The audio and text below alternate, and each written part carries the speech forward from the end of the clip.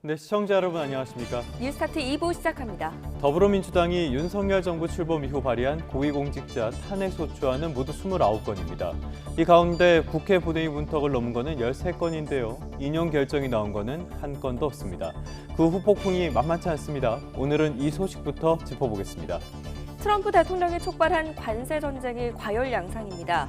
유럽이 보복 관세를 내놓자 트럼프가 유럽산 와인에 200% 관세를 매기겠다고 경고한 건데요. 보복이 보복을 낳고 있습니다.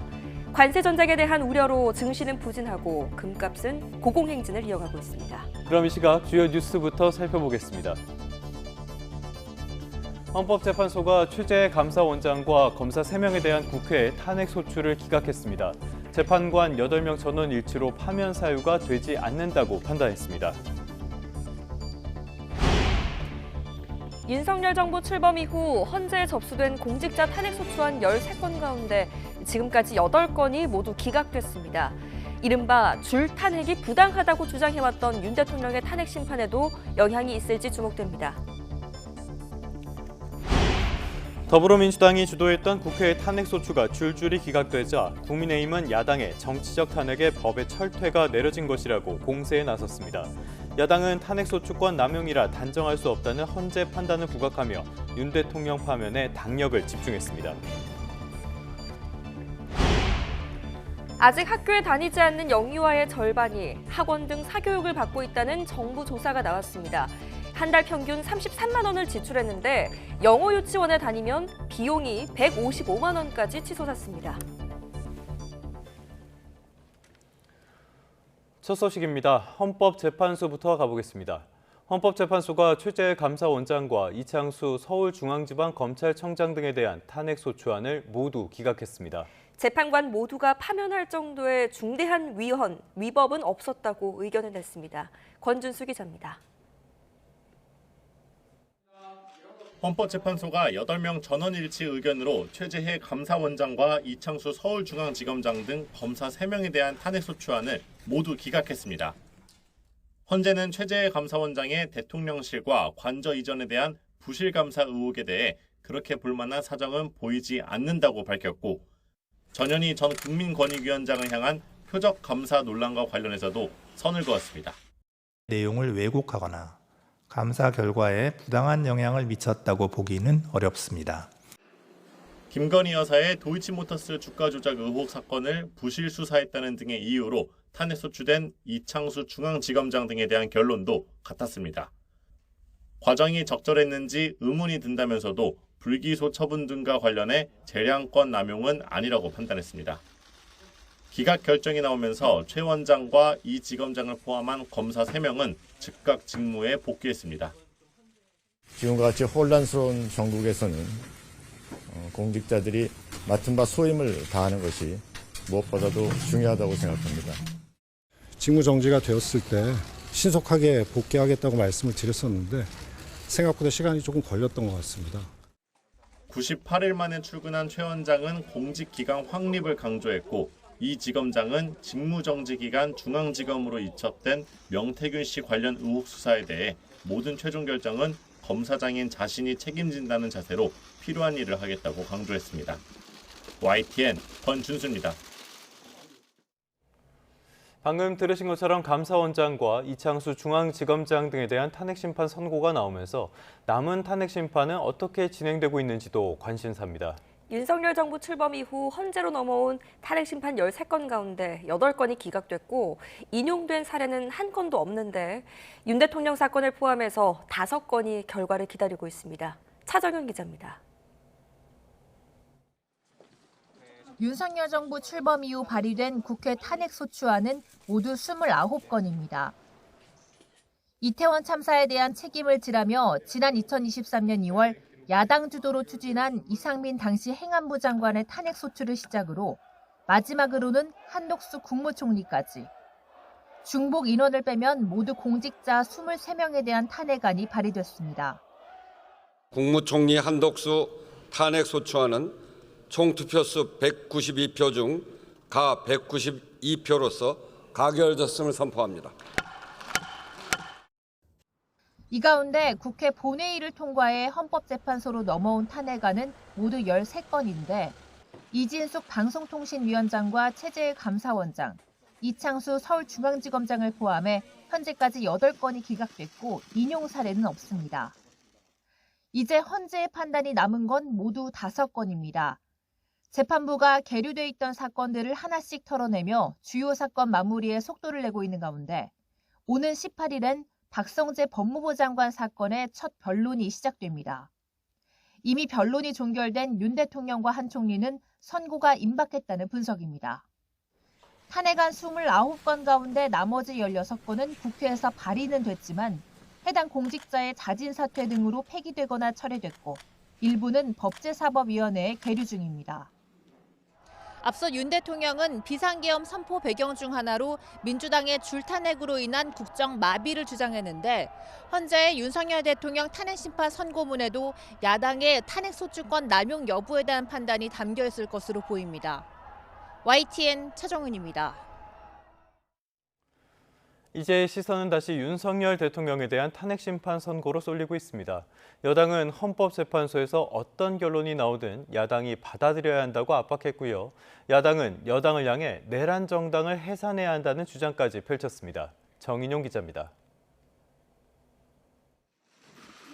국민의힘은 윤 대통령 탄핵 심판에서 헌법재판소가 공정성과 독립성을 지켜야 한다며 오로지 법과 원칙에 따라 판단해달라고 목소리를 높였습니다. 특히 어떠한 헌재 결정에도 승복하겠다며 민주당도 그렇게 해달라고 촉구했습니다. 대통령도 변호인을 통해 결과 승복할 것을 분명히 했습니다. 그러나 민주당은 한 번도 그런 약속을 국민 앞에 한 적이 없습니다. 승복하겠다는 약속을 탄핵 정국 이후 펼쳐질 시나리오를 두곤 플랜 B까지 준비하는 분위기도 읽히는데 선고가 난 뒤부턴 개헌에 적극 나서겠다는 입장입니다.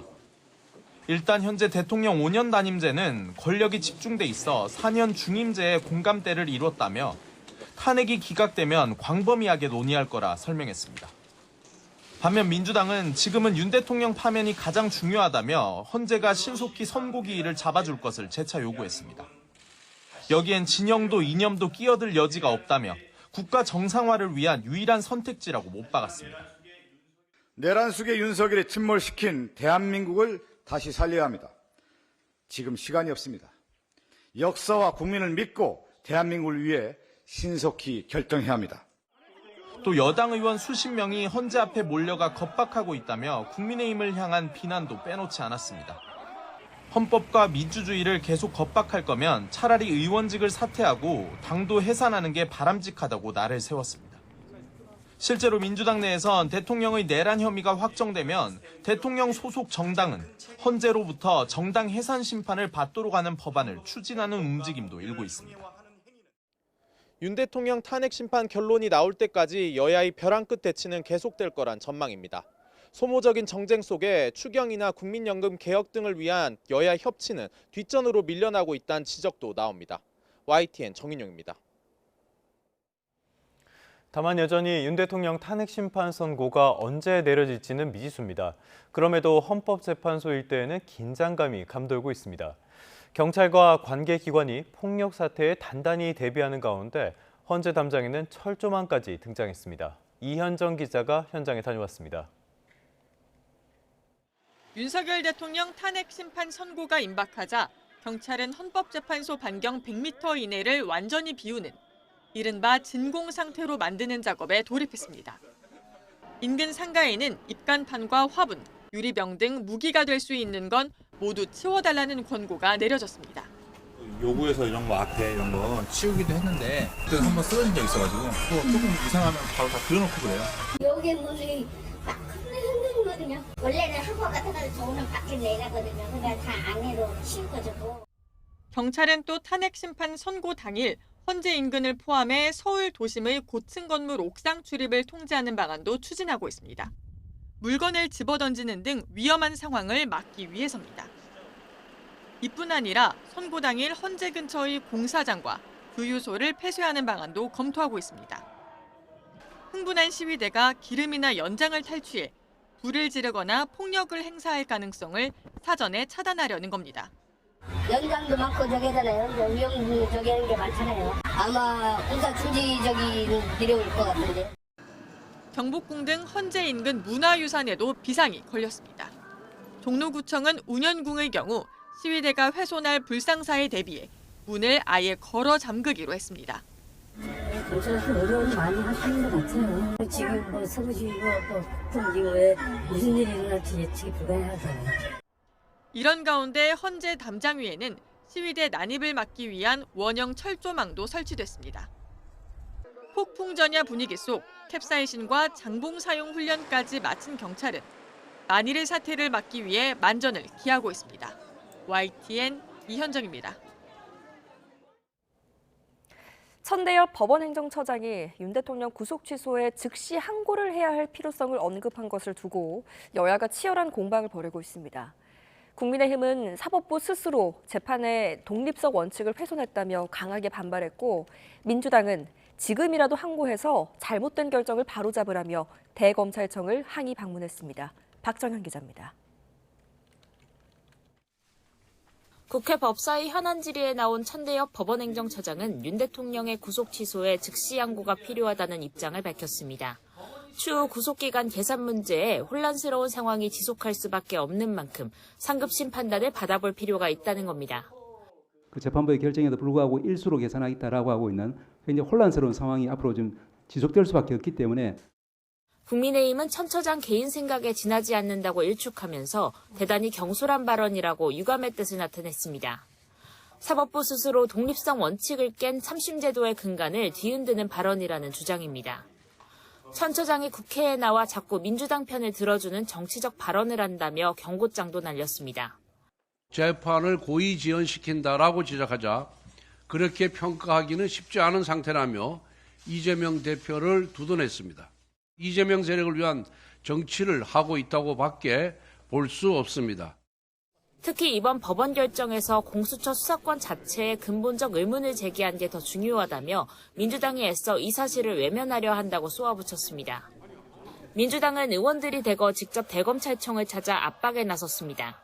검찰이 유독 윤 대통령에 대해서만 항고를 포기하는 이유를 납득할 국민은 아무도 없다며 스스로 불신을 초래했다고 날을 세웠습니다. 천 처장 발언으로 검찰의 즉시 항고 포기가 아무런 정당성도 없음이 다시 한번 확인됐다며 시간을 끌지 말고 즉시 항고해 잘못을 바로잡으라고 촉구했습니다. 검찰이 즉시 항고를 통해 상급심의 판단을 받아 원칙과 기준을 정리하는 것이 가장 바람직한 최선의 방법입니다. 심우정 검찰총장 책임론도 거듭 강조했는데 다만 역풍을 우려해 탄핵 카드까지 꺼내는 데는 부담을 느끼는 기류도 감지됩니다. 윤 대통령 석방이 탄핵 선고의 변수로 작용하리란 분석도 나오는 만큼 여야 모두 여론전의 고삐를 바짝 조이는 모습입니다. YTN 박정현입니다. 공천 개입 의혹의 핵심 인물인 명태균 씨가 이른바 황금폰을 이미 제출했기 때문에 증거인멸 우려 등이 없다며 법원에 구속 취소를 청구했습니다. 검찰의 참고인 자격으로 출석한 김병민 서울시 정무부 시장이 오세훈 시장과 관련한 명태균, 또 강혜경 씨의 주장을 다시 한번 반박했습니다. 박종혁 기자입니다. 명태균 씨가 자신의 구속을 취소해달라며 변호인을 통해 법원에 청구서를 냈습니다. 자신이 구속돼 실질적 방어권이 제약되고 있다는 주장입니다. 또 도주와 증거인멸 우려도 없다며 구속을 취소해달라고 밝혔습니다. 무엇보다 이른바 황금폰을 지난해 제출해 검찰의 분석이 모두 완료된 상태라 증거인멸 우려 자체가 없다고 강조했습니다. 황금폰에 관련된 내용을 저희가 수기로 일부 적어오긴 했지만 실질적으로 변론권이 굉장히 제약되기 때문에 반드시 불구속 상태에서 재판이 진행되는 것이 오히려 국민들께 실질적 진실이 무엇인지에 대해서 알리는 좋은 기회가 될 거라 생각합니다. 명 씨와 함께 재판을 받고 있는 김영선 전 의원도 최근 법원에 구속 취소 청구서를 제출했습니다. 김 전 의원 관계자는 윤석열 대통령의 구속 취소를 보고 청구를 결정했다고 설명했습니다. 다만 김 전 의원 본인도 법원이 구속 취소 청구를 받아주진 않을 것으로 판단했다고 전했습니다. 이런 가운데 오세훈 서울시장의 여론조사 비용 대납 의혹을 수사하는 검찰은 김병민 서울시 정무부시장을 참고인으로 불러 조사했습니다. 명태균 그리고 강혜경이 쓰고 있는 거짓의 가면을 벗기고 명확한 진실을 규명하는 데 협조하기 위해서 오늘 이 자리에 왔습니다. 김 부시장은 오 시장이 김영선 전 의원에게 서울도시주택공사 사장직을 제안했다는 언론 보도에 관해선 오 시장은 그런 자리를 약속하는 사람이 아니고 한 적도 없다며 거듭 일축했습니다. YTN 박종혁입니다. 트럼프 대통령이 시작한 관세 전쟁도 살펴보겠습니다. 보복이 보복을 부르면서 점점 격화하고 있는 추세입니다. 유럽이 보복에 나섰죠. 트럼프 대통령이 이번에는 유럽산 와인에 200% 관세를 매기겠다고 경고했습니다. 관세를 협의하기 위해서 미국을 찾은 우리 통상교섭본부장이 상호관세 피해를 줄이기 위한 미국의 채점 기준을 파악하겠다고 밝혔습니다. 워싱턴 연결해서 자세한 내용 들어보겠습니다. 권중희 특파원, 지금 관세 전쟁이 점점 더 격화하고 있는데 트럼프 대통령이 유럽 보복 관세에 또 맞보복으로 대응했죠. 그렇습니다. 트럼프 대통령은 유럽의 보복 관세에 더 높은 관세율로 되받아쳤습니다. 유럽이 위스키에 더러운 관세를 부과했다며 50% 관세 계획을 즉각 철회하지 않으면 와인, 샴페인 등 모든 알코올 제품에 200% 관세를 부과할 것이라고 밝혔습니다. 또 4월 2일로 예고한 상호 관세를 바꿀 생각이 없다며 미국이 더는 강탈당하지 않을 것이라고 강조했습니다. 직접 들어보시죠. No, I'm not going to bend at all. Aluminum or steel or cars. We're not going to bend. We've been ripped off as a country for many, many years. We've been subjected to costs that we shouldn't be subjected to. 트럼프 대통령이 관세 전쟁에서 물러설 뜻이 없다는 점을 분명히 하면서 뉴욕 증시 표정은 더 어두워졌습니다. 나스닥이 2% 가까이 하락했고 최근 고점 대비 10%나 빠진 S&P 500 지수는 조정 국면에 진입했습니다. 우리 통상교섭본부장도 관세 문제 협의하기 위해서 워싱턴을 찾았는데 어떤 이야기가 있었습니까? 네, 여기 시간으로 오전에 이 정인교 통상교섭본부장이 워싱턴 공항에 도착했습니다. 정 본부장은 미국 제이미슨 그리어 무역대표부 대표를 만나 한국이야말로 미국과 이 경제안보를 협력할 최고의 나라라는 점을 강조하겠다 이렇게 말했습니다. 이를 통해 다음 달 발표될 상호관세에서 호혜적 조치를 요청할 생각이라고 설명했습니다. 또 미국이 상호관세를 매길 때 나라별 또 품목별 기준이 있을 거라며 이 채점 기준을 파악해서 이 협상에 임하겠다고 밝혔습니다. 이 부분 들어보시죠. 우리가 시험으로 친다면은 채점 기준이 나름대로 갖고 있지 않겠습니까? 그 채점 기준을 우선 파악을 해야 되고 그 기준에 맞게 우리가 또 고칠 거는 빨리 고쳐야 되고 또 우리가 설득할 수 있는 것은 설득해야 된다고 봅니다. 정 본부장은 30개월 이상 미국산 소고기 수입을 요구하는 미국 업계 요구에 대해 이번 회의에서 분위기를 탐색해 볼 예정이라고 말했습니다. 우리도 보복 관세에 나설 가능성이 있는지 질문에는 현재 입장에서는 명확한 답변을 할 수 없다고 답했습니다. 지금까지 워싱턴에서 전해드렸습니다.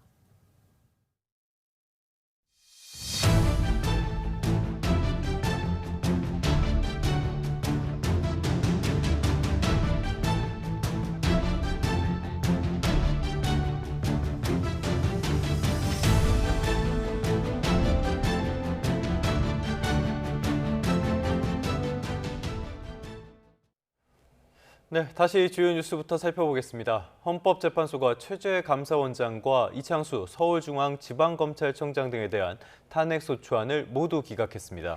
재판관 모두가 파면할 정도의 중대한 위법은 없었다고 의견을 냈습니다. 권준수 기자가 취재했습니다. 헌법재판소가 8명 전원일치 의견으로 최재해 감사원장과 이창수 서울중앙지검장 등 검사 3명에 대한 탄핵소추안을 모두 기각했습니다. 헌재는 최재해 감사원장의 대통령실과 관저 이전에 대한 부실감사 의혹에 대해 그렇게 볼만한 사정은 보이지 않는다고 밝혔고 전현희 전 국민권익위원장을 향한 표적 감사 논란과 관련해서도 선을 그었습니다. 내용을 왜곡하거나 감사 결과에 부당한 영향을 미쳤다고 보기는 어렵습니다. 김건희 여사의 도이치모터스 주가 조작 의혹 사건을 부실 수사했다는 등의 이유로 탄핵 소추된 이창수 중앙지검장 등에 대한 결론도 같았습니다. 과정이 적절했는지 의문이 든다면서도 불기소 처분 등과 관련해 재량권 남용은 아니라고 판단했습니다. 기각 결정이 나오면서 최 원장과 이 지검장을 포함한 검사 3명은 즉각 직무에 복귀했습니다. 지금과 같이 혼란스러운 정국에서는 공직자들이 맡은 바 소임을 다하는 것이 무엇보다도 중요하다고 생각합니다. 직무정지가 되었을 때 신속하게 복귀하겠다고 말씀을 드렸었는데 생각보다 시간이 조금 걸렸던 것 같습니다. 98일 만에 출근한 최 원장은 공직기강 확립을 강조했고 이 지검장은 직무정지 기간 중앙지검으로 이첩된 명태균 씨 관련 의혹 수사에 대해 모든 최종 결정은 검사장인 자신이 책임진다는 자세로 필요한 일을 하겠다고 강조했습니다. YTN 권준수입니다. 이제 관심사는 윤석열 대통령을 포함해 남은 탄핵 심판이 어떻게 진행되고 있는가 이 부분일 것 같습니다. 윤석열 정부 출범 이후 헌재로 넘어온 탄핵 심판 13건 가운데 8건이 기각됐고 인용된 사례는 한 건도 없는데요. 윤 대통령 사건을 포함해서 5건이 결과를 지금 기다리고 있습니다. 차정윤 기자입니다. 윤석열 정부 출범 이후 발의된 국회 탄핵소추안은 모두 29건입니다. 이태원 참사에 대한 책임을 지라며 지난 2023년 2월 야당 주도로 추진한 이상민 당시 행안부 장관의 탄핵소추를 시작으로 마지막으로는 한독수 국무총리까지 중복 인원을 빼면 모두 공직자 23명에 대한 탄핵안이 발의됐습니다. 국무총리 한독수 탄핵소추안은 총 투표수 192표 중 가 192표로서 가결됐음을 선포합니다.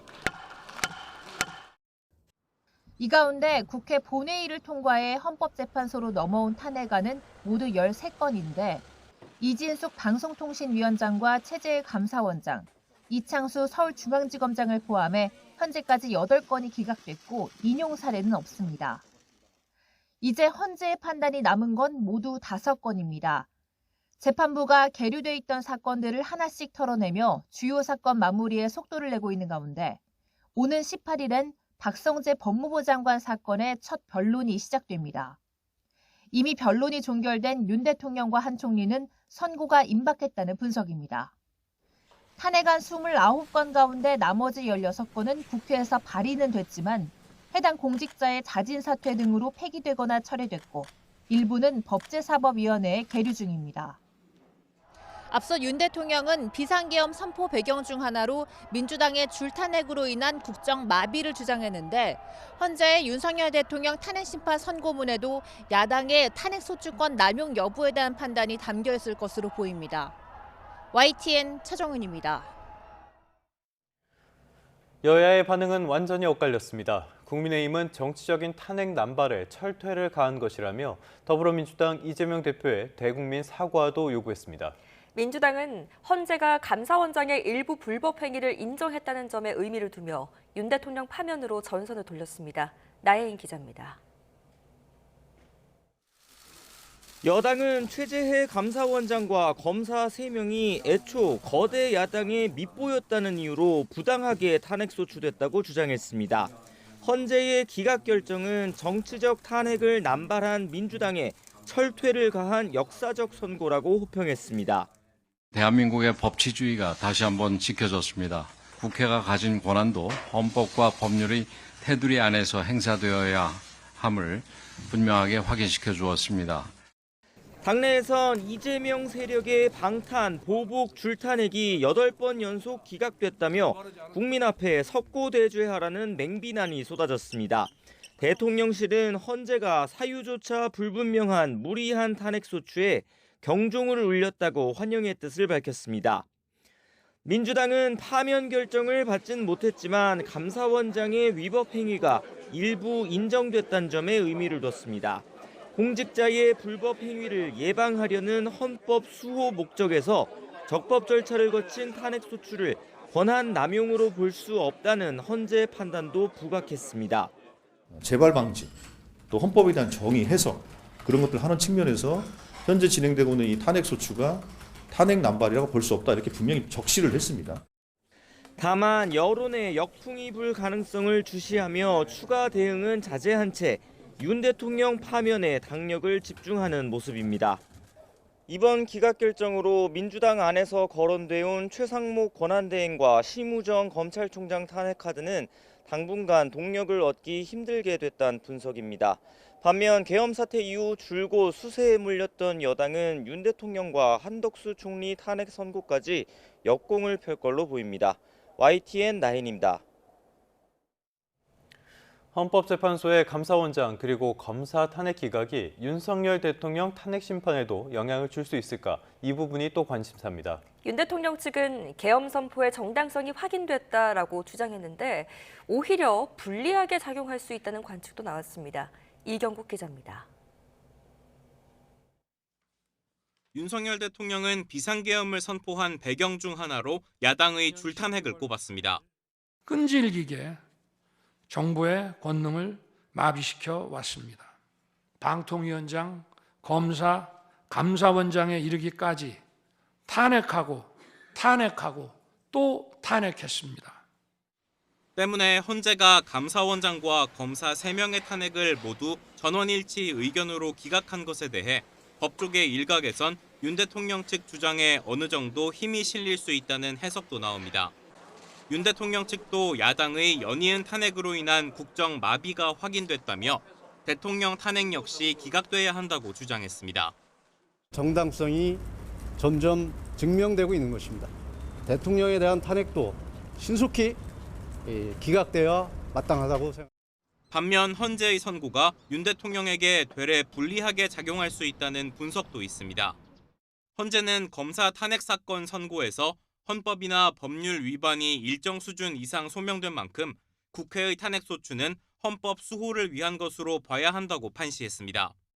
또 부수적으로 정치적 목적이 있다 해도 탄핵 소추권이 남용됐다고 단정할 순 없다고도 했는데 이 같은 판단은 야당이 탄핵을 남발했다는 윤 대통령 주장과 오히려 배치된다는 겁니다.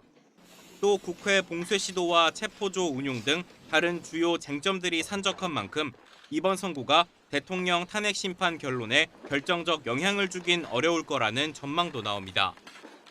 YTN 이경국입니다. 여론조사 결과도 하나 보겠습니다. 헌법재판소가 윤석열 대통령 탄핵안을 인용해 파면할 것이라는 전망이 53%, 기각해서 직무에 복귀시킬 것이라는 전망은 38%라는 조사 결과가 나왔습니다. 개인 입장과 상관없이 헌재의 결정에 대한 전망인데요. 파면 전망은 지난주보다 9%포인트 감소한 데 비해서 복귀는 10%포인트 늘었습니다. 또 탄핵에 대한 의견을 묻는 말에는 인용해야 한다는 응답이 55%, 기각해야 한다는 응답은 39%로 집계됐습니다. 이건 엠브레인 퍼블릭과 K-스탠 리서치, 코리아 리서치, 한국 리서치가 지난 10일부터 사흘 동안 전국의 18살 이상 1,000명을 대상으로 진행한 전국 지표 조사에서 나타났습니다. 네, 또 다른 조사 결과를 한번 살펴볼까요? 헌재의 탄핵 심판 과정에 대해서는 신뢰한다는 응답이 51%, 신뢰하지 않는다는 45%였습니다. 헌재의 탄핵 심판 결과에 대해 내 생각과 달라도 수용하겠다는 응답이 54%로 내 생각과 다르면 수용하지 않겠다는 응답 42%보다 높았습니다. 더 자세한 내용은 중앙선거 여론조사심의위원회나 전국지표조사 NBS 홈페이지를 참조하시면 됩니다. 최근에 천대엽 법원 행정처장이 국회에서 윤석열 대통령 구속 취소 결정에 대한 상급심 판단 필요성을 언급했죠. 하지만 검찰은 불복을 포기한다는 건 기존 입장을 그대로 유지했습니다. 윤 대통령 측은 천 처장의 발언이 부적절했다며 반발했습니다. 김태원 기자입니다. 천대엽 법원 행정처장이 국회에서 윤 대통령 구속 취소에 대한 상급심 판단이 필요하다고 공개적으로 발언하자 다시 한번 고심에 돌입했던 검찰. 천대엽 처장이 어제 즉시항고해서 오늘은 특별히 드릴 말씀이 없고요. 하지만 결국 즉시항고 포기에 대한 입장에 변함이 없다며 기존의 결론을 유지하기로 했습니다. 구속 취소에 대한 불복 여부는 검찰의 업무 범위인데다가 검찰총장이 숙고 끝에 준사법적인 결정을 내린 이상 어떤 외부 영향에도 흔들리지 않아야 한다는 겁니다. 검찰은 또 구속기간 산정 방법이나 구속 취소에 대한 즉시항고 제도에 대해선 법률 해석상의 논란이나 위헌성이 없도록 관계기관과 규정을 정비하는 방안을 논의하겠다고 덧붙였습니다. 윤 대통령 측은 기자회견을 열고 더는 논란이 되지 않았으면 좋겠다며 즉시항고는 검찰이 판단해서 할 일인데 천대엽 법원행정처장이 그 필요성을 언급하는 건 삼권 분립에 정면으로 반한다고 비판했습니다. 즉시항고는 검찰에서 판단해서 해야 될 일입니다. 그것을 법원 행정처장이 즉시항고를 하라고 하는 듯한 취지로 답변하는 것은 삼권 분립의 정면으로 반하는 것입니다. 안팎의 갖은 논란 속에서도 검찰이 즉시항고를 포기하기로 최종 결정한 만큼 윤 대통령의 구속기간 문제 등은 항고 절차가 아닌 본안재판에서 다뤄지게 될 전망입니다. YTN 김태원입니다. 더불어민주당은 이재명 대표의 검찰 내통 발언으로 홍역을 치르고 있습니다.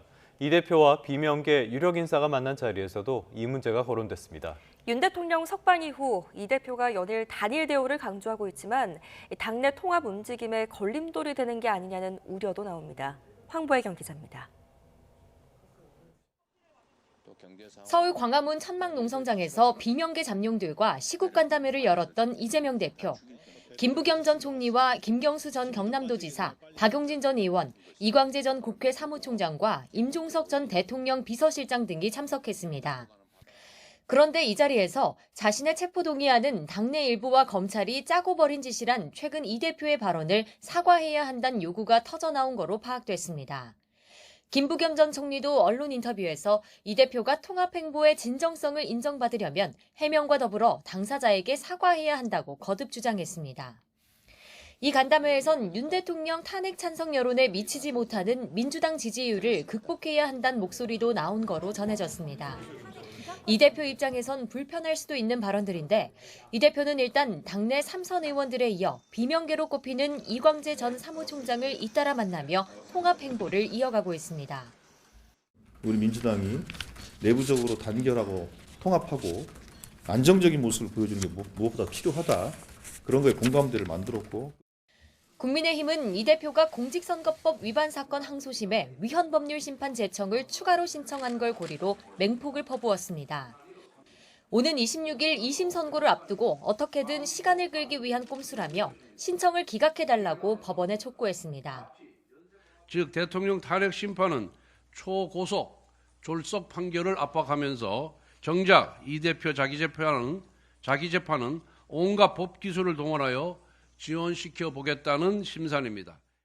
윤 대통령 석방 이후 봉합 수준으로 접어드나 싶었던 당내 갈등이 재연될 기류마저 감지됩니다. 일각에선 박스권에 갇힌 민주당 지지율이 단일 대우 구축을 가로막는 요인 중 하나란 분석도 나옵니다. YTN 황보혜경입니다. 우리나라의 심각한 저출산에는 여러 원인이 있습니다. 그 원인 가운데 지나친 사교육비도 있는데요. 취학 전 아동들의 사교육비도 정말 만만치 않은 수준입니다. 5살 이하 유아들도 예체능 학원은 물론 영어, 수학, 논술 학원까지 다니는데요. 한 달에 평균 30만 원 이상 학원비가 든다고 합니다. 염혜원 기자입니다. 초중고교 학생들 학원뿐만 아니라 취학 전 아동을 대상으로 하는 사교육도 갈수록 규모가 커지고 있습니다. 교육부가 6살 미만 아동 13,200여 명을 대상으로 시험 조사를 해봤더니 학원 다니는 유아는 조사 대상의 47.6%, 절반 가까이나 됐습니다. 특히 2세 이하도 24.6%가 사교육을 받았고 5세는 81.2%로 거의 모든 아이들이 학원에 다니고 있었습니다. 1인당 월 평균 사교육비는 33만 2천 원, 태권도, 피아노, 미술 같은 예체능 학원비가 17만 2천 원이었고 국어, 영어, 수학, 논술 같은 일반 과목 학원비는 34만 원이었습니다. 유치원이나 어린이집에 다니는 아이들보다 가정보육 유아가 사교육 참여율이 높았습니다. 영어 학원으로 등록된 영어 유치원을 다니면 가정보육으로 분류되기 때문입니다. 반일제 이상 영어 유치원비는 한 달 평균 154만 5천 원에 달했습니다. 이러한 유아 사교육비 증가 현상은 취학 뒤 초등학생의 사교육비 급증으로도 이어지고 있습니다. 우리 아이들을 제대로 한번 잘 키워보겠다고 하는 심리들이 많이 작동되는 것 같고 사교육 참여율이 많아지다 보면 거기에 같이 동조해서 하는 것들이 좀 많이 있는 것 같습니다. 교육부는 지난해에 이어 올해도 사교육 기관에 대한 실태 점검과 단속에 나서겠다고 밝혔지만 아이들이 줄어드는데도 사교육비는 점점 늘어나는 딜레마는 좀처럼 해결하지 못하고 있습니다. YTN 염혜원입니다. 사건 사고 소식입니다. 경기도 부천시에서 음주 교통사고를 내고 도주한 50대 여성이 경찰에 붙잡혔습니다. 부산에 있는 아파트에선 전동 휠체어 화재로 주민 11명이 연기를 마셔 병원으로 옮겨졌습니다. 밤사이에 있었던 사건 사고 소식 이준엽 기자가 전해드립니다. 거꾸로 뒤집힌 승용차가 길 위에 누워 있습니다. 어제 오후 6시 20분쯤 경기 부천시 신중동역 인근에서 승용차가 단독 사고를 냈습니다. 차가요 혼자 부딪히고 고가 그 밑에 시작하는 그 보도블록 같은 데 부딪혀서 혼자 뒤집어진 거예요. 그 바로 앞에 상가 입구로 도망가가지고. 운전자인 50대 여성은 도주했다가 인근 상가에서 붙잡혔고 음주 측정 결과 면허 취소 수치가 나왔습니다. 경찰은 여성을 음주운전으로 입건하고 자세한 사고 경위를 조사하고 있습니다. 곳곳이 검게 그을린 아파트 복도에 휠체어는 앙상한 뼈대만 남았습니다. 어제 저녁 7시쯤 부산 명지동에 있는 아파트 2층 복도에서 불이 나 40분 만에 진화됐습니다.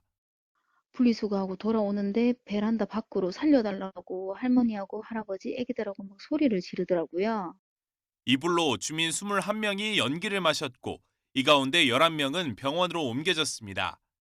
소방당국은 복도에 세워져 있던 전동 휠체어 배터리에서 불이 시작된 것으로 보고 있습니다. 어젯밤 9시 40분쯤에는 광주 봉선동에 있는 야산에서 불이 나 30분 만에 꺼졌습니다. 이에 앞서 어제 저녁 8시 50분쯤에는 경기 수원시 아주대학교 병원 로비에서 경비원에게 흉기를 휘두른 30대 여성이 현행범으로 체포됐습니다. 피해자는 팔과 이마 등을 다쳤고 생명에 지장이 없는 것으로 파악됐습니다. YTN 이준엽입니다. 트럼프 미국 대통령이 집권 1기 때와 마찬가지로 김정은 북한 국무위원장과의 관계를 구축할 것이라고 밝혔습니다. 2기 행정부에서도 김정은 위원장과 만날 수 있다는 가능성을 언급한 건데요. 또 트럼프 대통령이 북한을 핵 보유국이라고 지칭하기도 했습니다. 워싱턴 홍상희 특파원입니다. 트럼프 미 대통령이 김정은 북한 국무위원장과 다시 만날 가능성을 시사했습니다. 마르크 루이터 북대서양 조약기구 나토 사무총장과 회담에 앞서 1기 때처럼 북한과 관계를 재정립할 계획이 있느냐는 질문에 그럴 것이라고 답했습니다. Well, I would. I had a great relationship with Kim Jong-un, North Korea. If I wasn't elected, if Hillary got in, you would have had a nuclear war with North Korea. 과거는 물론 지금도 김정은과 좋은 관계라고 강조하면서 북한을 핵 보유국이라고 다시 지칭하기도 했습니다. 지난 1월 취임식 직후 북한이 핵 보유국이라고 말한 이후 두 번째 언급입니다. So I have a great relationship with Kim Jong-un, and we'll see what happens. But certainly he's a nuclear power. 트럼프 대통령은 2018년 북미 정상회담은 험난하고 거친 분위기 속에 시작됐지만 결국 만났고 한반도의 핵 전쟁을 막았다고 강조했습니다. The rhetoric was extremely tough. It was a little bit. UN, I remember. Yeah, that's right. It was a little bit dangerous. And then we met. They asked for a meeting, and we met. 또 북미 정상회담 덕분에 북한도 올림픽에 참여해 한국이 엄청난 성공을 거둬 트럼프 1기 행정부의 업적이 됐다고 주장했는데 평창 동계올림픽은 1차 북미 정상회담 전에 열렸습니다. 트럼프 대통령이 김정은 위원장과 관계를 재구축하겠다는 의지를 밝히면서 2019년 하노이 회담 결렬 이후 북미 정상회담이 다시 추진될 가능성도 점차 커지는 분위기입니다. 하지만 현재 우크라이나 전쟁 종식과 세계 각국을 대상으로 벌이고 있는 관세 전쟁 등 풀기 어려운 현안들로 북미 회담의 조기 성사는 쉽지 않다는 분석이 나옵니다. 워싱턴에서 YTN 홍상입니다. 오늘은 일교차가 극심하겠습니다. 현재 서울 기온은 5도 선이지만 낮이 되면 기온이 10도 이상 껑충 오르겠는데요. 마치 4월 중순처럼 포근하겠습니다. 대전과 광주도 20도 안팎까지 올라 오늘 서쪽을 중심으로 기온이 쑥쑥 오르겠습니다. 다만 해가 지면 다시 쌀쌀해진다는 점 염두하고 옷차림하셔야겠습니다. 오늘은 동풍이 불면서 대체로 양호한 대기질을 되찾았는데요. 낮에 대전과 광주, 전북 지역에서는 일시적으로 먼지 농도가 높게 오르겠습니다. 오늘 하늘은 대체로 맑은 가운데 강원 동해안 지역에서는 불을 더 조심하셔야겠습니다. 현재 기온 보겠습니다. 서울이 5.1도고요. 대구가 3.2도 보이고 있습니다. 낮에는 서울이 18도까지 오르겠고 대구 17도, 전주와 광주는 21도 예상됩니다. 내일 남해안과 제주도를 시작으로 일요일에는 전국에 비나 눈이 오겠습니다. 특히 강원 산간 지역에는 월요일까지 강하고 무거운 눈이 쏟아지겠고요. 찬 공기도 함께 내려와서 다음 주 초반에는 꽃샘추위가 찾아오겠습니다. 날씨였습니다.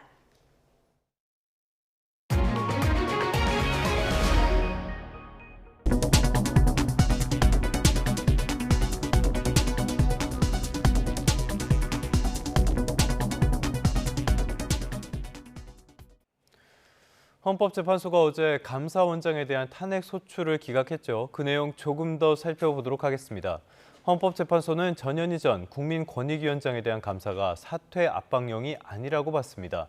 또 김건희 여사를 둘러싼 논란에는 검사들의 재량을 넓게 인정했지만 필요한 수사를 했는지는 의문이라고 결정문에 담았습니다. 김영수 기자가 분석했습니다. 최재해 감사원장에 대한 탄핵 사유는 거의 인정되지 않았습니다. 국회 측은 감사원이 당시 유병호 사무총장이 주도한 허위 제보로 전현희 국민권익위원장을 압박했다고 주장했지만 헌재는 확보된 증거만으로는 허위 제보라고 보기 어렵고 두 차례 기간 연장만으로 강압적이었다고 단정할 수 없다고 판단했습니다. 권익위원장의 사퇴를 압박하기 위한 감사였다고 단정하기도 어렵습니다. 다만 주심위원 열람 없이 감사보고서를 시행하도록 한 건 공무원의 성실 의무를 위반한 거라며 절차적 하자를 인정했습니다. 대통령실과 관저 이전에 대한 감사가 부실했다는 주장도 받아들이지 않았는데 국회 현장 검증에서 회의록 열람을 거부한 건 위법이라고 지적했습니다.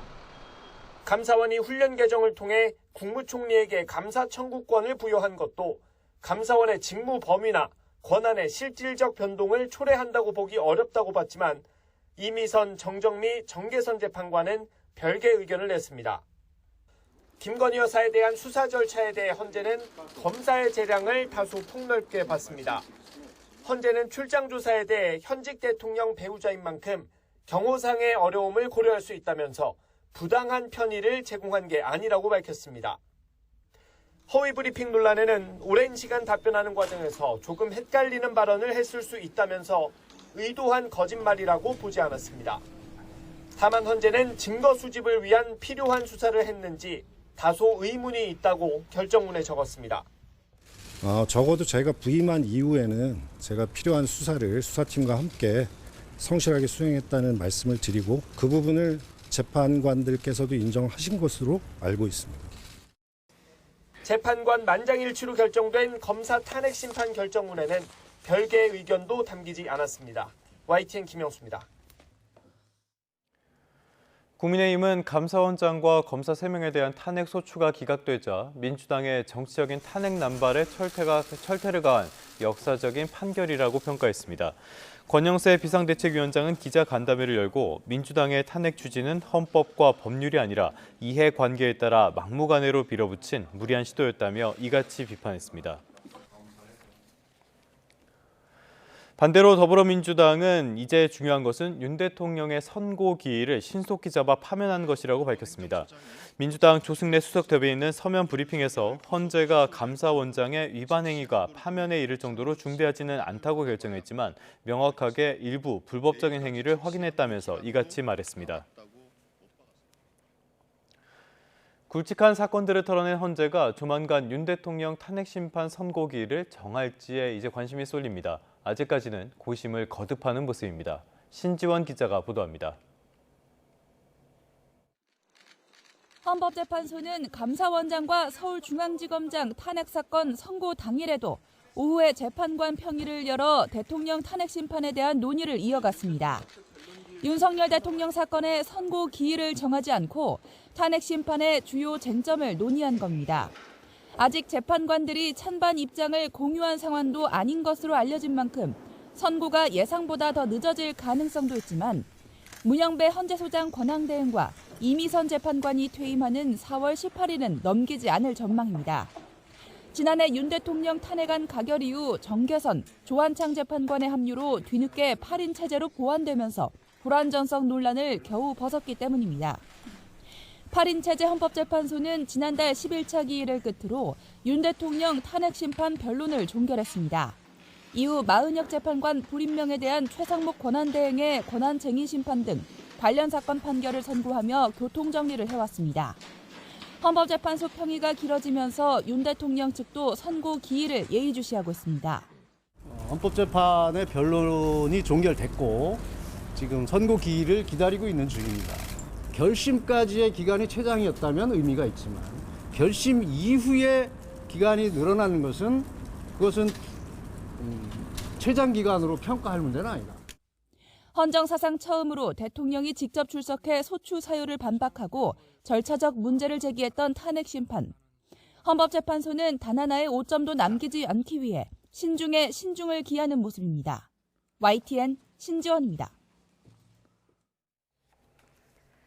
정부가 오늘 임시국무회의를 소집해서 명태균 특검법을 처리할 예정인 가운데 최상목 대통령 권한대행이 거부권을 행사할지에 관심이 쏠리고 있습니다. 정부 관계자는 YTN과의 통화에서 명태균 특검법의 처리 시한에 맞춰 오늘 임시국무회의를 여는 것으로 안다고 전했습니다. 야당 주도로 지난달 27일 국무본회의를 통과한 명태균 특검법은 명태균 씨와 여권 일부 인사의 여론조사 조작과 또 공천 개입 의혹을 수사 대상으로 삼고 있습니다. 이사의 충실 의무 대상을 회사에서 주주로까지 확대하는 내용의 상법 개정안이 야당 주도로 국회 본회의를 통과했습니다. 이에 여당은 기업 경영을 위축시키는 반시장적인 법안이라면서 최상목 대통령 권한대행에게 제2요구권 행사를 건의하겠다고 반발했습니다. 김철희 기자입니다. 여야 이견이 크다는 이유로 한 차례 본회의 상정이 미뤄졌던 상법 개정안. 국민의힘은 부결 당론을 정했지만 과반을 차지한 야당이 찬성표를 던지며 국회 문턱을 넘었습니다. 상법 일부 개정 법률안 대안은 가결되었음을 선포합니다. 개정안은 이사의 충실 의무 대상을 회사에서 회사 및 주주로 넓히는 내용을 골자로 합니다. 야당은 법 개정을 통해 대주주에 집중된 기업 지배 구조를 개선하고 소액주주 권익을 더 두텁게 보호할 수 있을 거로 기대했습니다. 우리 증권 시장의 고질적인 문제로 지적되어 온 코리아 디스카운트를 해소할 시발점이 되리라고 기대합니다. 반면 여당과 재계의 우려는 여전합니다. 경영진을 상대로 한 소송이 남발하면서 성장에 쏟아야 할 자원을 경영권 방어와 법정 싸움에 투입해야 할 거라는 논리입니다. 경영권 위협이 상존하는 상황에서 어느 기업인이 새로운 사업에 도전을 하겠습니까? 민주당은 대한민국의 기업가 정신을 말살하려 하고 있습니다. 또 주주들 단기 이익의 중요성이 커지면서 기업들이 배당 확대나 단기 주가 상승에만 집중하게 될 거라는 주장도 나오고 있습니다. 이에 국민의힘은 명태균 특검법과 방통위법에 더해 상법 개정안에도 최상목 권한대행이 제2요구권을 행사할 것을 요청했는데 여권 일각에선 다른 목소리도 흘러나왔습니다. 이복현 금융감독원장이 주주가치 제고와 관련한 논의를 원점으로 돌릴 수는 없다며 제2요구권 행사에 직을 걸고 반대하겠다고 밝혀 논란이 예상됩니다. 검사 때 자기 하고 싶은 대로 하던 그 습관이 지금 금감원장이라는 막중한 그런 자리에서도 나오는 것 같아서 안타깝고, 최상목 대행이 상법 개정안에 제2요구권을 행사하면 법안은 다시 국회로 돌아와 재표결을 거치게 됩니다. 탄핵 정국과 맞물려 또 한 차례 충돌이 전망됩니다. YTN 김철입니다. 충남 서천에서 처음 본 여성을 흉기로 무참히 살해한 혐의를 받는 34살 이지현의 신상정보가 공개됐습니다. 경찰의 신상정보 공개 결정 이후에 피해자가 이의를 제기하겠다고 밝혀서 관련 법에 따라 최소 유예 기간을 두고 공개가 이루어졌습니다. 이상곤 기자입니다. 충남 서천에서 발생한 묻지마 살인 사건의 피의자 신상 정보를 경찰이 공개했습니다. 34살 남성 이지연입니다. 경찰은 지난 7일 이 씨에 대한 신상정보 공개 결정을 내렸습니다. 하지만 이 씨가 이의 신청을 하겠다고 밝혀 중대범죄 신상공개법에 따라 최소 법정 유예 기간인 닷새가 지난 뒤 공개됐습니다. 이 씨는 지난 2일 밤 서천 사곡리 공터에서 일면식도 없는 40대 여성을 흉기로 마구 찔러 숨지게 한 혐의로 구속됐습니다. 피해 여성에 대한 부검에서는 외상으로 인한 저혈량 쇼크로 숨졌다는 1차 구두 소견이 나왔습니다. 경찰 조사에서 이 씨는 살인 혐의를 인정하면서도 사기를 당해 힘들어 흉기를 들고 거리에 나왔다가 충동적으로 범행을 저질렀다고 주장했습니다. 왜 살해하신 거예요? 죄송하고 너무 미안합니다. 안 그랬어야 되는데 너무 인생이 너무 답답하고 뭐 좀 해보려고 했는데 그게 다 막혀버리니까 아무 생각 없었어. 흉기를 며칠 전 길거리에서 주웠다는 이 씨의 진술을 토대로 경찰이 수사를 벌였지만 정확한 시점과 장소는 파악되지 않았습니다. 지적장애가 있는 이 씨는 가상화폐에 투자하면 수익이 된다는 데 속아 금융권에서 수천만 원을 대출받은 것으로 조사됐습니다. 이 씨의 휴대전화 메모장에서는 세상을 원망한다, 누군가를 해하고 싶다는 내용이 확인된 것으로 전해졌습니다. 경찰은 이번 사건을 계획범행으로 결론내고 사건 기록과 이 씨의 신병을 지난 11일 검찰에 넘겼습니다. YTN 이상군입니다. 네, 유튜브 채널 폭로로 시작된 배우 김수현의 사생활 의혹 여파가 커지고 있습니다. 김수현 측은 명백한 근거와 함께 다음 주에 입장을 내놓겠다고 예고했습니다. 김승환 기자입니다.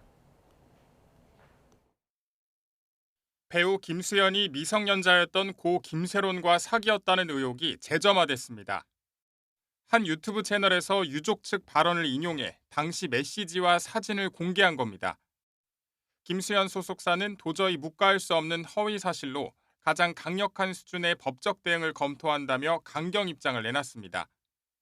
하지만 과거 사진 등이 추가로 공개된 뒤 여론은 급속도로 악화하고 있습니다.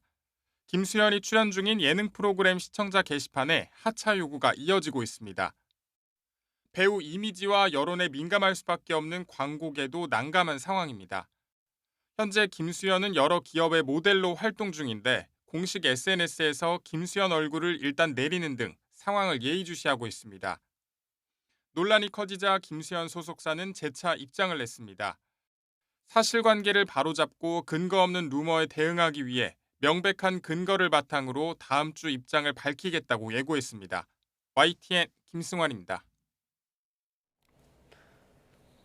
사건 사고 한 줄 뉴스입니다. 쌍방울 대북 송금 사건과 관련해 조사받는 과정에서 검찰로부터 술자리 회유를 받았다고 주장한 이화연 전 경기도 평화부지사가 위증 혐의로 추가 기소됐습니다.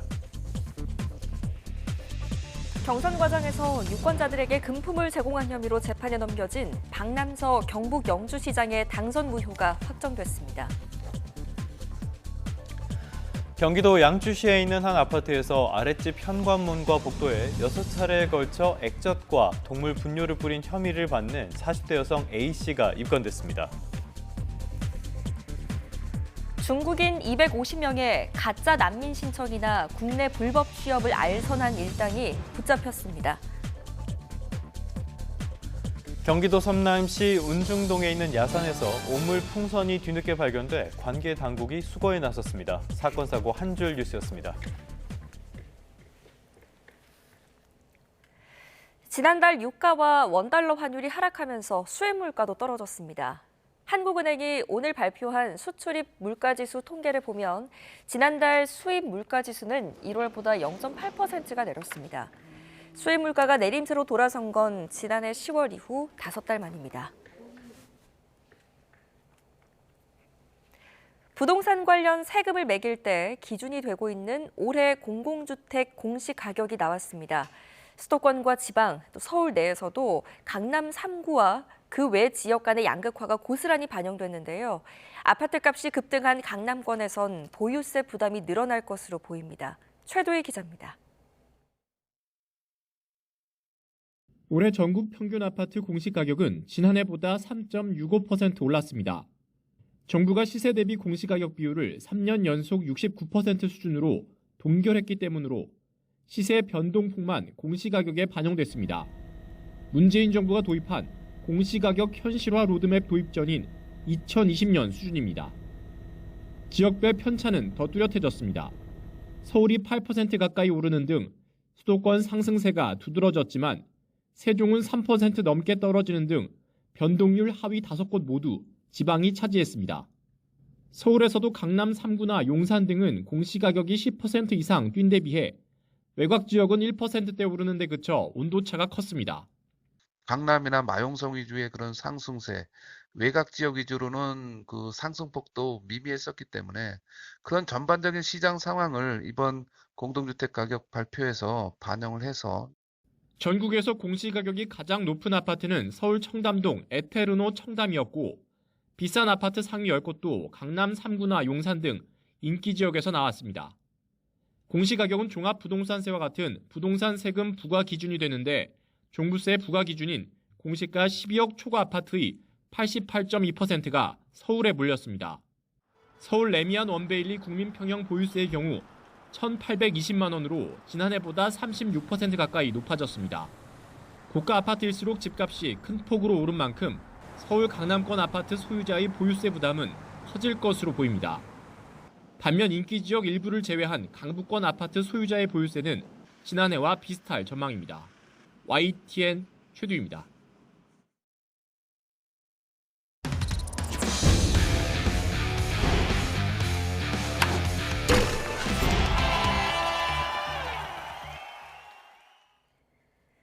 금요일 스포츠 뉴스입니다.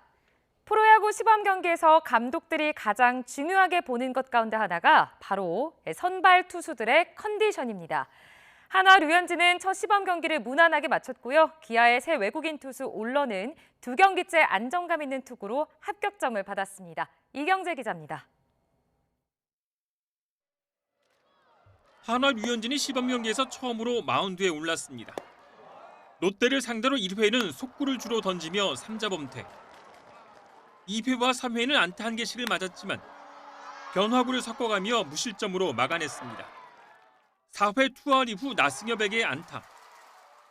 전준우에게 투런포를 맞고 4이닝 2실점. 최고 구속은 3회 윤동인을 상대로 147km를 찍었습니다. 아쉬움은 남았지만 스스로 만족할 만큼 전주훈련 막판 부진에 대한 걱정은 지웠습니다. 롯데의 새 외국인 투수 데이비스는 4회까지 안타 7개와 볼넷 3개로 흔들렸지만 실점은 1점으로 막았습니다. 기아가 야심차게 데려온 올러의 피칭이 가장 인상적이었습니다. 두산을 상대로 최고 구속은 154km. 4회까지 체인지업과 커브 등 5개 구종을 테스트하며 무실점으로 마운드를 지켰습니다. 2경기째 호투로 기대감을 높였습니다. 시즌 전 LG에서 유니폼을 갈아입은 삼성의 최원태는 친정팀을 상대로 제구력에 흔들리며 4회 투아웃까지 석점을 내줬습니다. YTN 이경재입니다. 예기치 않은 문제들로 지난해 6월부터 국제우주정거장에 발이 묶인 우주비행사 2명의 지구 귀환이 또 연기됐습니다. 일주일 남짓을 예상했던 이들의 우주 체류 여정이 어느새 9개월을 훌쩍 넘기고 있습니다. 김지영 기자입니다. 지난해 6월 보잉사가 개발한 우주 캡슐 스타라이너의 첫 유인 시험 비행에 나섰던 2명의 베테랑 우주 비행사. 하지만 국제우주정거장에 도킹한 이후 헬륨 유출 등 여러 기체의 결함이 확인되면서 귀환에 차질이 생겼습니다. 미 항공우주국 나사는 지난해 8월 안전 문제를 이유로 스타라이너만 무인 상태로 귀환시켰습니다. NASA has decided that Butch and Sonny will return with Crew 9 next February. 약 8일로 예정됐던 두 사람의 우주 체류는 추수감사절을 지나 크리스마스에도 끝나지 않았습니다. Our crew up here just wanted to say happy Thanksgiving to all our friends and family who are down on Earth and everyone who is supporting us. Welcome to the International Space Station as we get ready for the Christmas holidays. 결국 해를 넘긴 귀환 일정은 지난 2월에서 3월로 다시 미뤄졌습니다. 특히 트럼프 대통령 당선 이후 귀환 지연을 바이든 행정부 탓으로 돌리면서 정치적 이슈에까지 휘말리게 됩니다. Politics is not playing into this at all. From our standpoint, I think that they would agree. We came up prepared to stay long, even though we planned to stay short. 게다가 어제 오전 교대 임무팀을 태운 스페이스X의 우주 캡슐 발사 직전 발사대 문제로 또 취소됐습니다. 나사는 며칠 안에 발사를 재시도하기로 했는데 이번에는 두 사람이 지구로 무사귀환할 수 있을지 주목됩니다. YTN 김지영입니다. 최근까지 뉴욕 증시가 고공행진을 거듭하면서 국내 증시보다는 뉴욕에 투자하는 이른바 서학개미가 많이 늘었죠. 하지만 트럼프 위기가 본격적으로 출범한 뒤에 분위기는 완전히 달라졌습니다. 조정은 크고요. 반등은 약한 흐름이 이어지고 있는데요. 간밤에도 뉴욕 증시는 일제히 대폭 조정을 받았습니다. 3대 지수 모두 1%대, 특히 기술주 중심의 나스닥은 거의 2% 하락했습니다. 오늘은 벤치마크 지수인 S&P 500에 관심이 쏠렸는데요. 간밤에도 이렇게 대폭 하락했습니다. 그래서 직전 고점과 비교해서 주가가 10% 하락하게 됐습니다. 이런 거를 기술적으로 분석했을 때 조정 국면에 진입하게 됐다고 이야기를 합니다. 연일 이렇게 주식시장을 뒤숭숭하게 하는 것은 역시 트럼프입니다. 트럼프의 관세 정책이 미국 경제에 도움이 되기는커녕 미국은 물론이고요. 전 세계 경제에 치명적인 타격만 주게 될 것이다. 이런 우려가 커지고 있지만요. 그럼에도 트럼프는 전혀 물러설 기색이 없습니다. 관세 정책에 따른 혼란이 있을 것이라고 인정을 하면서도 다음 달 2일에 전 세계를 상대로 하는 상호 관세 발표를 강행하겠다는 뜻을 재확인했습니다. 캐나다 말고 지금 유럽과의 갈등도 악화일로입니다. 유럽연합이 미국에 대한 보복 관세를 발표를 했죠. 일단 상징적인 미국산 제품, 그 가운데에서도 다른 나라에서 대처가 충분히 가능한 상품들을 골랐습니다. 그러니까 트럼프와 공화당 지지층을 정조준한 셈인데요. 트럼프는 이 관세를 즉각 폐지하지 않으면 유럽연합의 와인과 샴페인 같은 제품에 관세 200%를 부과하겠다고 엄포를 놨습니다. 그러면서 이유는 미국을 이용하기 위한 목적만으로 태어났다고 막말을 또 퍼붓기도 했죠. 보복이 보복을 부르는 상황입니다. 그렇다고 해서 간밤에 호재가 없었던 건 아닙니다. 2월에 생산자 물가 지표가 나왔는데요. 그러니까 도매 물가를 말합니다. 이게 1년 전보다 3.2% 올랐습니다. 이것만 보면 여전히 상당히 높은 상승률이긴 한데 그래도 한 달 전과 비교하면 보합세를 기록했습니다. 달걀 가격이 한 달 만에 50%가 넘게 폭등을 했는데도 그럭저럭 안정세를 이어가고 있는 셈이죠. 좋은 소식이긴 했는데 트럼프의 공포가 시장을 지배한 이런 시장에는 크게 영향을 주지 못했습니다. 오늘 눈에 띄는 종목으로는 인텔을 준비했습니다. 인텔은 누구나 다 알만한 미국의 종합 반도체 기업이죠. 그런데 사실 최근에는 경영 위기를 겪고 있습니다. 핵심 사업인 CPU 시장에서는 AMD의 추격을 상당 부분 허용한 상태고요. 의욕적으로 다시 진출한 반도체 위탁 생산, 그러니까 파운드리 사업은 매각이 구체적으로 거론될 정도로 성과를 내지 못했습니다. 당연히 주가에도 영향을 줬죠. 다우 30 지수에서 퇴출되는 굴욕까지 겪었는데 간밤에는 상당히 큰 폭으로 반등했습니다. 14% 넘게 올랐습니다. 새 최고 경영자를 선임했다는 소식에 영향을 받았는데요. 경영 정상화에 대한 기대감이 커진 셈입니다. 이거는 참 많은 점을 시사합니다. 오죽했으면 CEO 변경이 이 정도의 호재가 됐을까라는 생각도 들고요. 무한 국제 경쟁의 시대에 한순간의 방심은 몰락으로도 이어질 수 있다는 점. 이거는 국내 기업들에게도 큰 반면교사가 돼야겠습니다. 뉴욕 증시 그리고 이거를 둘러싼 각종 경제 이슈들은 3부에서 전문가와 함께 더 깊이 알아보겠습니다. 지금까지 3분 뉴욕 증시였습니다. 오늘도 아침과 낮의 기온차가 크겠습니다. 현재 서울 기온은 5도 선으로 출근길은 다소 쌀쌀한데요. 낮이 되면 기온이 10도 이상 껑충 오르겠습니다. 오늘 한낮에는 마치 4월 중순처럼 포근한 날씨가 예상되는데요. 다만 해가 지면 금세 기온이 떨어지기 때문에 옷차림은 잘 해주셔야겠습니다. 오늘 전국 하늘에 구름만 가끔 지나다가 밤부터 하늘이 점차 흐려지겠습니다. 내륙을 중심으로는 대기가 매우 메말라 있는데요. 건조주의보가 내려진 강원 동해안에서는 산불에 더욱 주의하셔야겠습니다. 동풍이 불면서 어제 기승이던 황사는 모두 물러났습니다. 현재 전국이 양호한 대기질 보이고 있지만 낮에 대전과 광주, 전북 지역에서는 일시적으로 먼지 농도가 높게 오르겠습니다. 현재 기온은 서울이 5.1도, 대구가 3.2도 보이고 있습니다. 낮 기온은 서울 18도, 대구 17도, 광주는 21도로 서쪽을 중심으로 기온이 크게 오르겠습니다. 내일 남해안과 제주도를 시작으로 일요일에는 전국에 비나 눈이 오겠습니다. 특히 강원 산간에는 월요일까지 강하고 무거운 폭설이 쏟아지겠고요. 찬 공기도 함께 내려와서 다음 주에는 꽃샘추위가 찾아오겠습니다. 오늘 오후부터 남해안과 제주도에서는 순간적으로 초속 15m 안팎의 돌풍이 불겠습니다. 날아갈 만한 시설물은 다시 한번 점검하시는 게 좋겠습니다. 지금까지 YTN 이혜민입니다. 네, 3분 후에 뉴스타트 3부가 계속됩니다.